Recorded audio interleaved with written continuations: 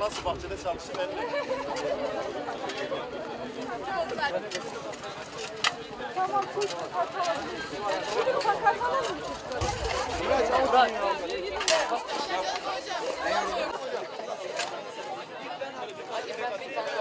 Malatya 1101 yılında Danışment Gazi olarak fethedildi ve Anadolu topraklarına katıldı. Bugün burada Niyazi Misri Sosyal Bilimler Lisesi olarak bir katkıda bulunduğumuz için çok mutluyuz. Ağaç dikim etkinliğine katılmış olduk. Battal Gazi'nin fethinin bu şekilde kutlanmasını sağladığı için Battal Gazi Belediyesi'ne çok teşekkür ederiz. Biz de okulumuz olarak burada ağaç dikmeye çalışıyoruz, ağaçların önemini vurgulamak için. Teşekkür ederim. Malatya'mızın fethiyle beraber, yani Malatya'mızın fethi nedeniyle böyle bir etkinlik başlatılmış Battal Gazi Belediyesi'ne ve biz de Niyazi Misri Sosyal Bilimler Lisesi olarak bu etkinliğe katılmaktan çok onur duyduk ve çok eğlendik, ağaç diktik. Çok mutlu olduk gerçekten. Teşekkür ederiz Battal Gazi Belediyesi'ne.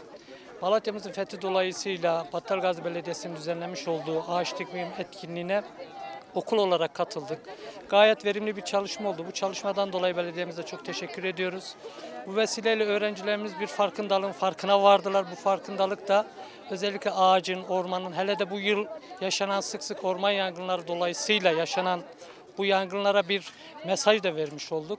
Bu nedenle belediyemize vermiş olduğu bu destekten, bu katkıdan dolayı çok teşekkür ediyoruz. Öğrencilerimize de katıldıkları için teşekkür ediyorum.